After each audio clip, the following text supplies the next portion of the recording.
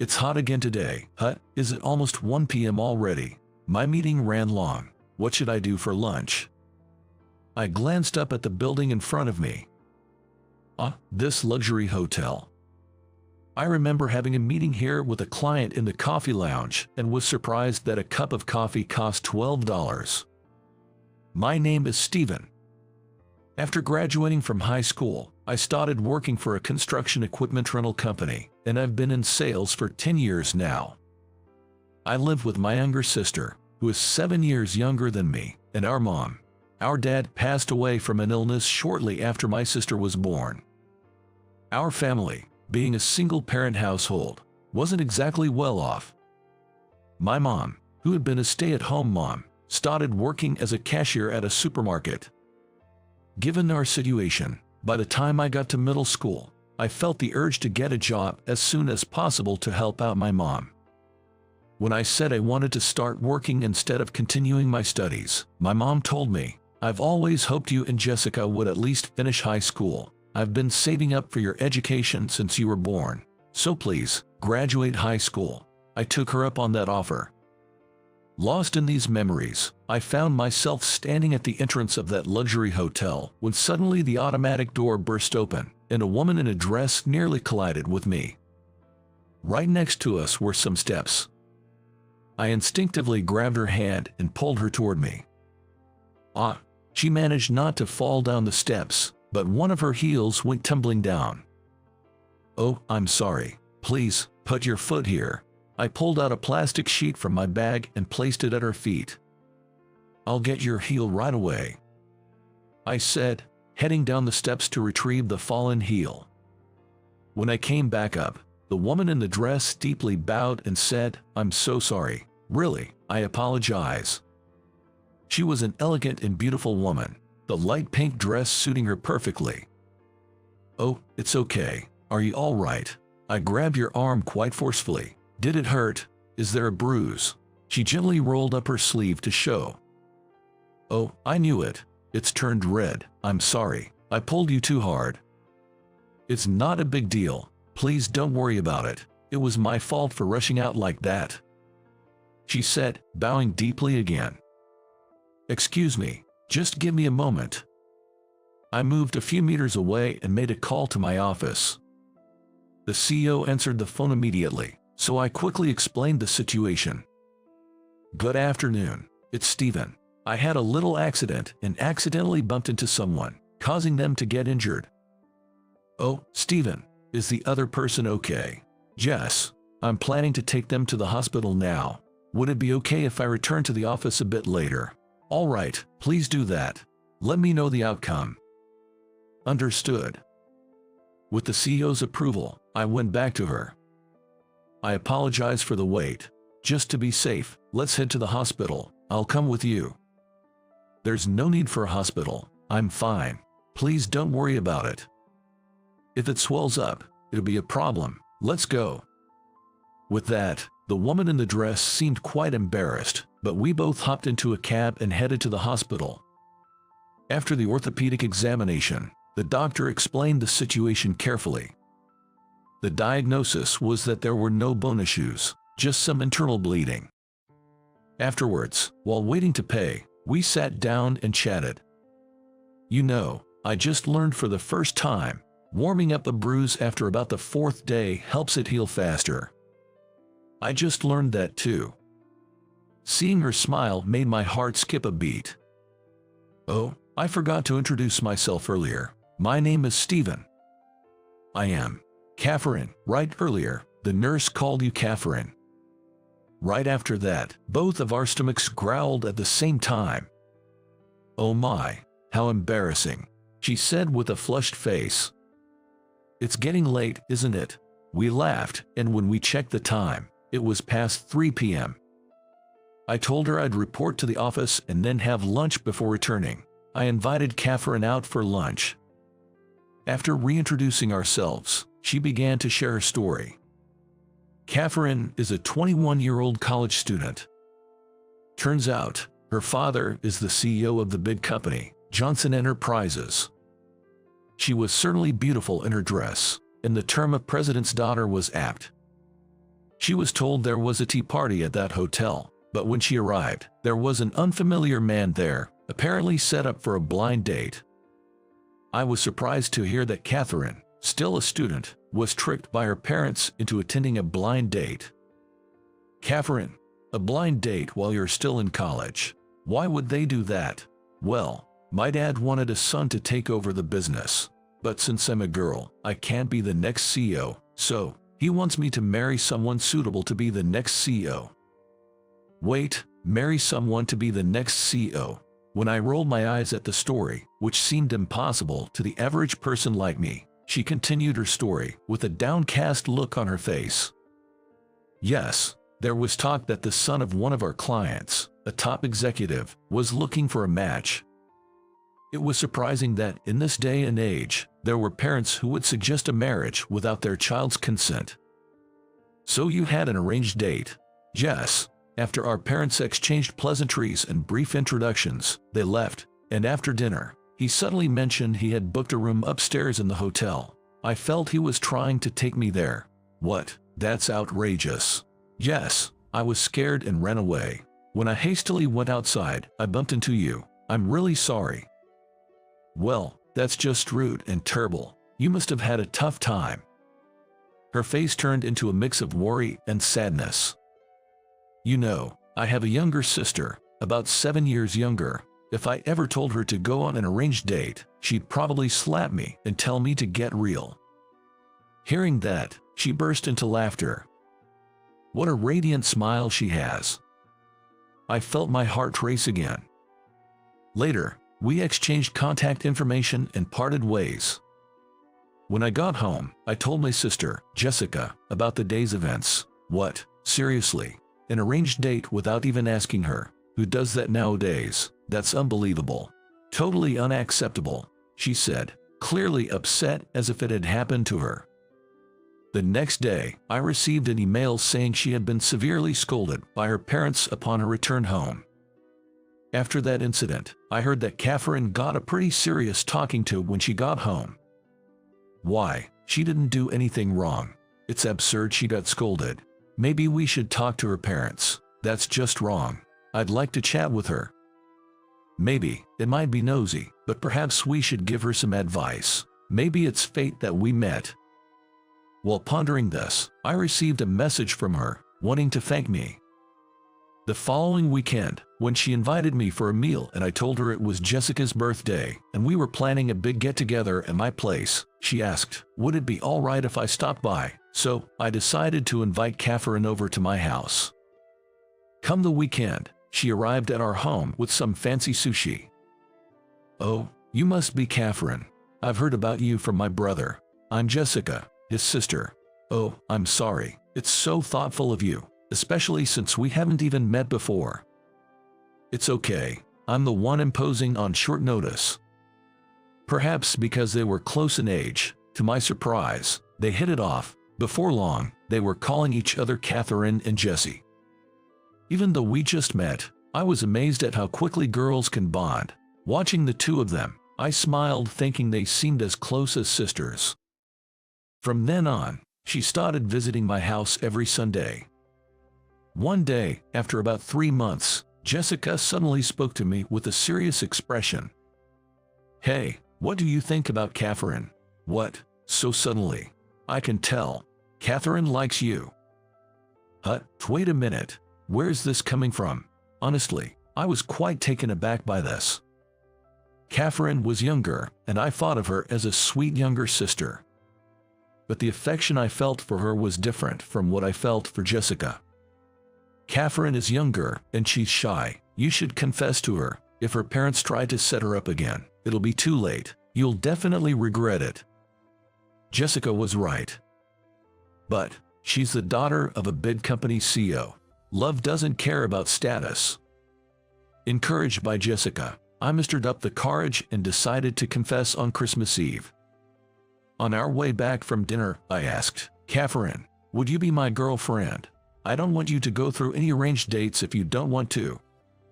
She nodded emphatically and replied, thank you, Stephen. I'm so happy. The following day, the 25th, was Christmas. I introduced her to Jessica and my mom as my girlfriend. Jessica exclaimed, "Good for you, Catherine. Way to go, bro." My son Steven, who, as far as I know, has never had a girlfriend in his 27 years, now has such a wonderful girlfriend. I'm so happy. My mother was also smiling and excited. My parents were fine, but the real issue was her parents. As the end of the year approached, and I pondered when to greet them, I learned her father was looking for another potential match for her, so I braced myself to meet her parents during the holiday. I visited her house on New Year's Day. I was ushered into the living room, where I said, "Hello, my name is Steven," and handed them a gift.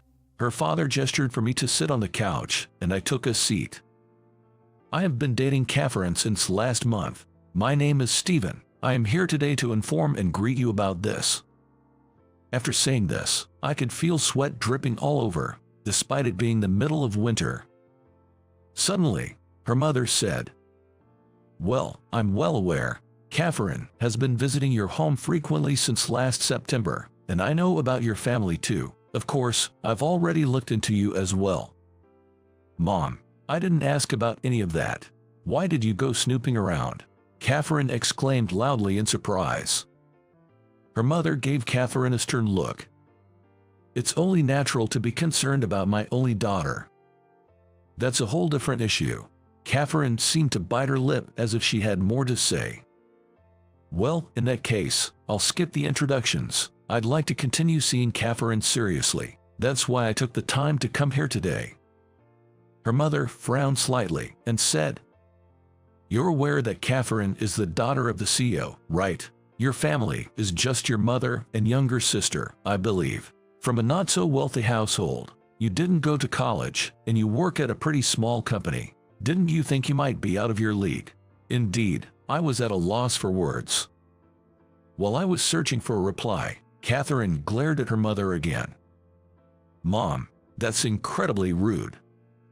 "Rude? I'm just stating the facts."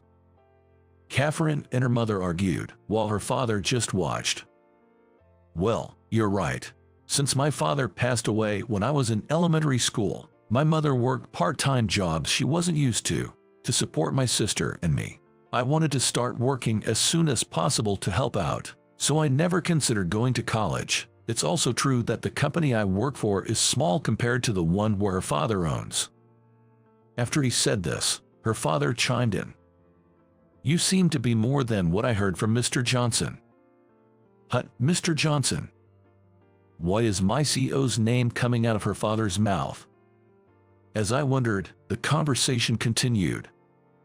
"I've heard you've been with Johnson Rentals for 10 years and have always been an outstanding salesman. You've studied for and obtained several certifications that would be beneficial for the job even without being told by your boss. Did you also research my wife and my preferences for the gift you brought today? Mr. Johnson has been bragging about you. He said there hasn't been a new employee more dedicated and polite than you in the past decade." Turns out, her father is an old friend of Mr. Johnson, the CEO of the company I work for. After checking into me with a private investigator, he found out I was an employee at his friend and business partner, Mr. Johnson's company, and asked about me. "You're friends with the CEO, huh? But I might be a bit overrated." When I said that, her father stared intently at my face and responded, "With my daughter's temperament, it's just too much for her to take on the role of CEO. She's gentle and doesn't have the nature to lead or be above others. But I don't have much time left. Therefore, I've been thinking of finding a suitable son-in-law to entrust the company to. However, there are just too many unsuitable men out there, and it's been a real challenge." Hearing this wasn't only a shock to me. Catherine was also unaware of her father's illness. "Dad, is it a serious illness?" "It seems to be a brain tumor. It's in a tricky location. They say if it's short, maybe a year. If long, just a few years." "Oh no." As she spoke, tears welled up in her eyes. "So, Steven, if marriage is an option, would you consider working for me? But if you can't see yourself getting married, I'm sorry, but I'd like you to break it off with her." Wow, I never imagined the conversation would take this turn. It really caught me off guard. I decided to be honest about how I'm feeling right now. I'm sorry. I've only known Catherine for just under 6 months. We've only recently started dating. Honestly, I'm a bit taken aback by what you've just said. I think Catherine might feel the same way. Could we perhaps have some time to discuss and decide on the future of our relationship? When I looked over at Catherine, she was nodding in agreement. Understood. Take your time and talk it out. Let me know once you've come to a conclusion. The following year, after first visiting her house, we held our wedding ceremony right after she graduated from college. She had expressed her wish to walk down the aisle with her father, while my mother-in-law, who had hoped her daughter would marry a college-educated elite, still occasionally makes snide remarks towards me. I believe I've slowly built a trust with her father. After a while, at the strong request of my father-in-law, I transferred to Mitchell Corporation. His company deals with the production of temporary and construction materials.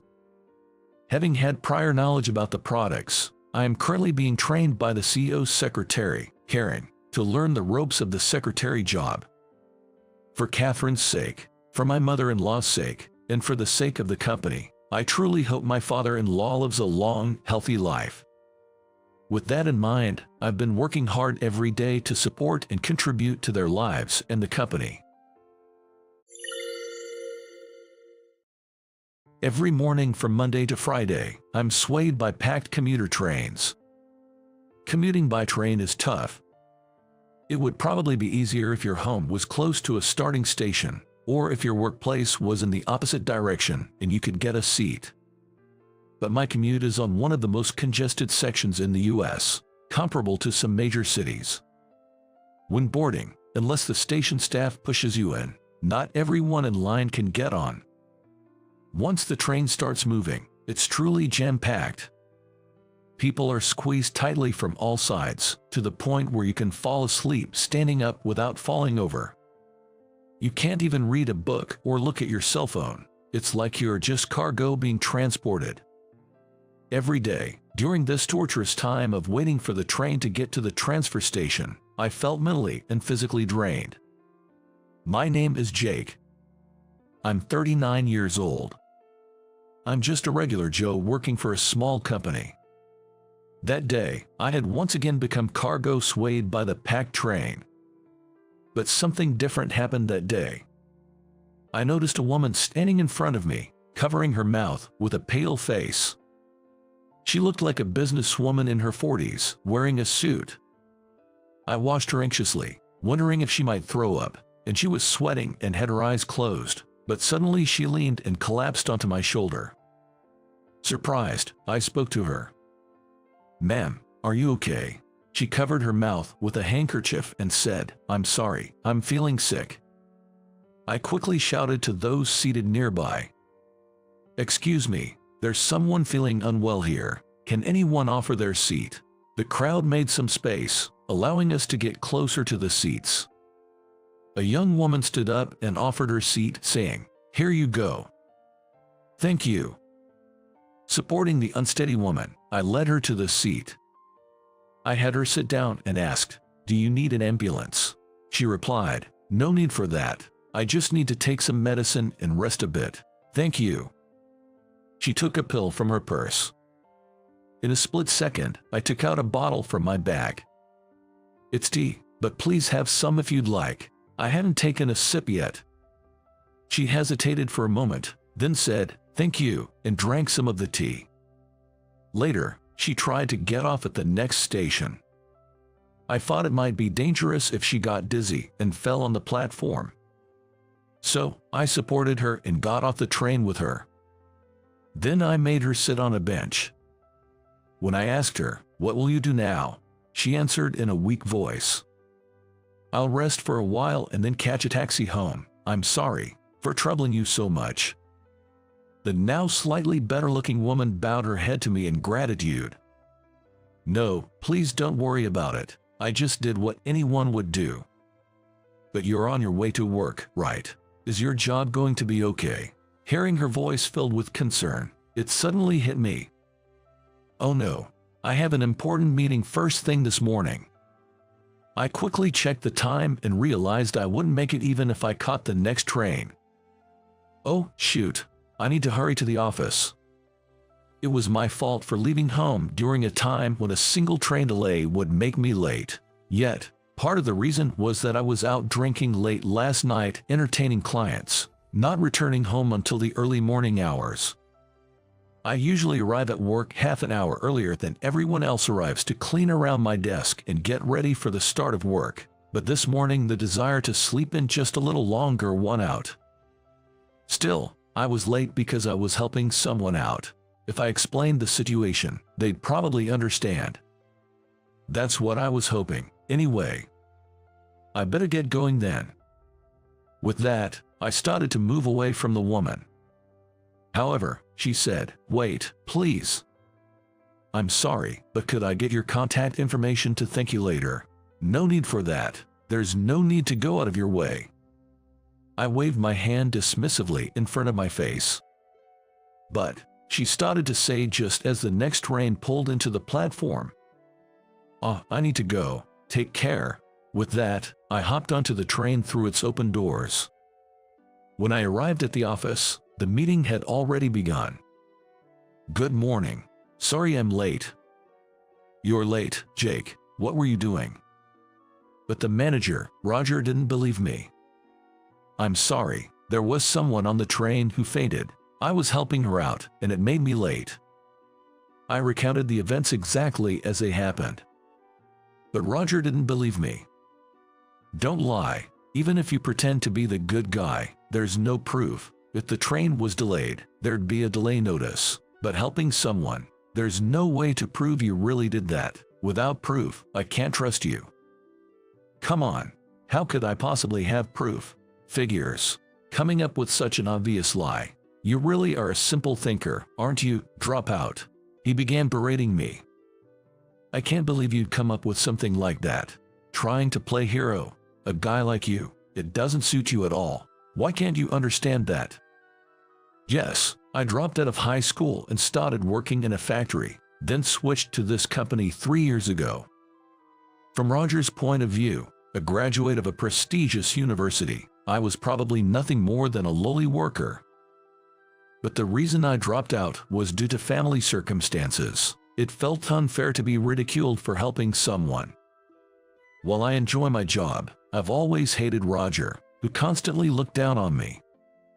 Not just for belittling remarks, but also for petty harassment and even stealing the credit for my sales accomplishments. Despite knowing I come in early every morning, he'd mockingly comment, "Must be because you're inefficient and need the extra time. What a pity." It seemed like he genuinely enjoyed belittling others. Even after he said there was an important meeting today and that I shouldn't be late, he paused it just to chew me out. This man was truly something else. The rest of the team just watched in silence. Being ridiculed in front of everyone was embarrassing and it felt terrible. Because of him, it felt like the other employees were also looking down on me. They might even be mocking me behind my back. It's all his fault. If only he wasn't here, work would be so much more enjoyable.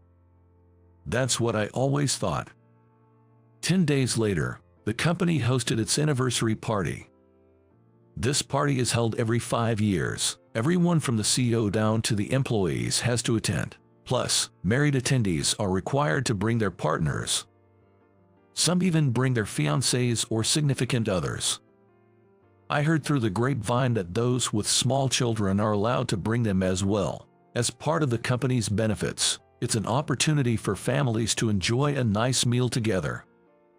But I'm single, so I had no choice but to attend alone. Man, this roast beef is delicious. So many types of drinks, hard to choose.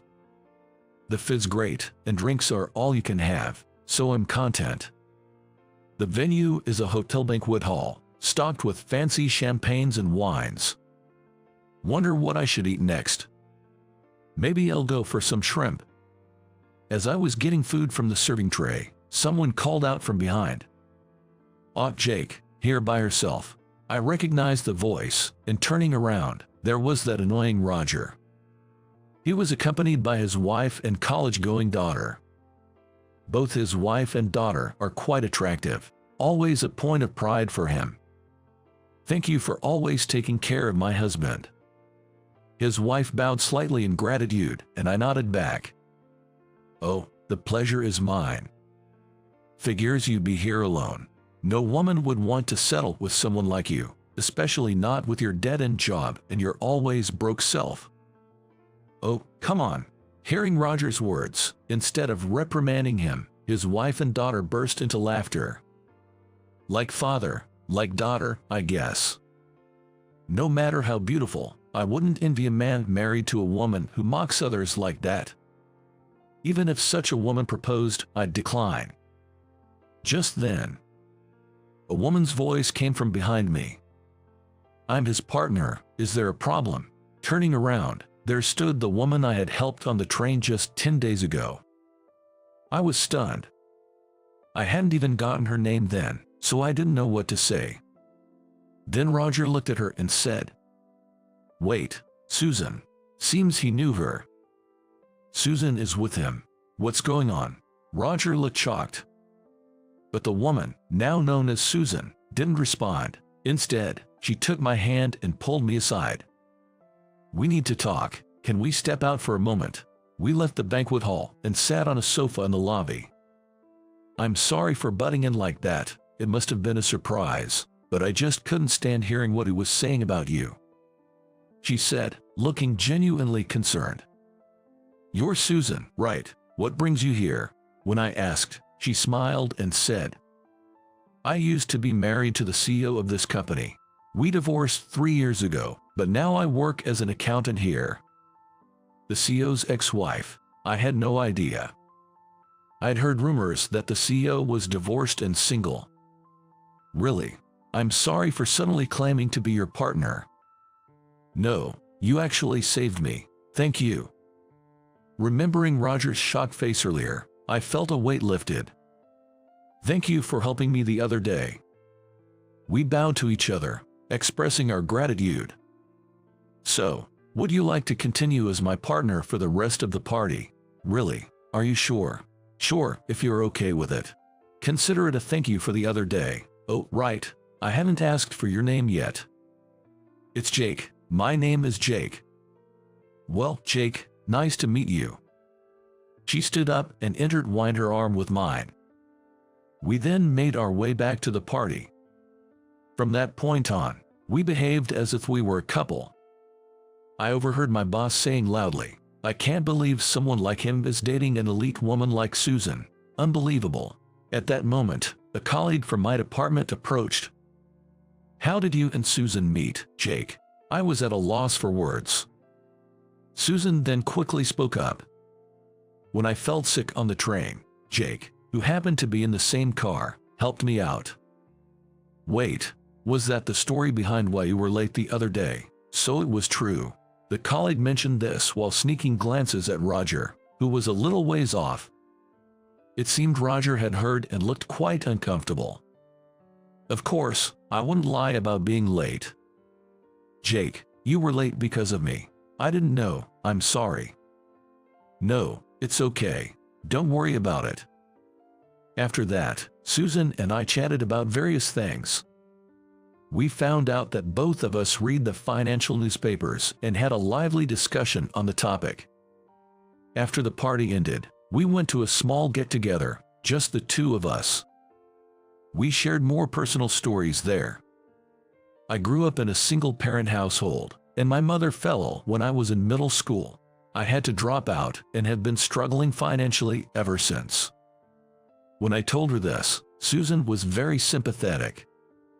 Though she graduated from a top-tier university, she never looked down on others. She praised me for working hard despite my circumstances. She never boasted about her education or income and treated everyone equally. I genuinely admired that about her. I've been meaning to ask, Susan, do you have any health issues? I had always wondered why she fainted on the train that day. I hope she's okay. No, I just wasn't feeling well that day. I don't have any chronic illnesses. She said this cheerfully. I felt relieved to hear it. She also shared why she divorced her ex-husband, the CEO. He had been unfaithful multiple times. Fed up with the constant affairs, she said that she initiated the breakup. The CEO got custody of their high school-aged son, while Susan got custody of their middle school-aged daughter. The daughter said she was spending the night at a friend's house and didn't come to the party. I can't believe someone would cheat on a wonderful woman like you. I swear I'd never do something like that, I blurted out, perhaps a bit tipsy. But it was how I genuinely felt. She smiled warmly. This evening set the stage for Susan and me to meet more often. Later, I heard that Roger got into hot water with the CEO for mocking me for being single at the party. Makes sense. The CEO himself was once divorced and single. Turns out, he also started his business right after dropping out of middle school. Someone had reported Roger's inappropriate comments and the CEO was livid. Whether that was the reason or not, he was soon transferred to a branch office in Texas, known for its strict management. He's probably having a tough time there. Our department became much more pleasant to work in without his negative influence. After that, I was always nervous about what the boss would say if he found out I was with Susan at the party. However, when I passed him the other day, he said, "Hey, take care of Susan," and gave me a friendly slap on the shoulder. In a way, I was impressed by his magnanimity. Fast forward 6 months.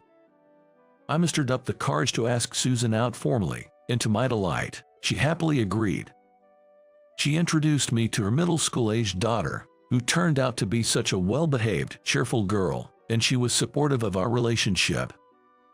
I never thought at my age I'd be dating such a wonderful woman. I'm even thinking about proposing next year. Before meeting her, I had given up on marriage and having kids. But now, I might suddenly have a lovely wife and a wonderful daughter in my life. I can't help but daydream about our married life together. For now, I want to cherish every moment with Susan and deepen our bond.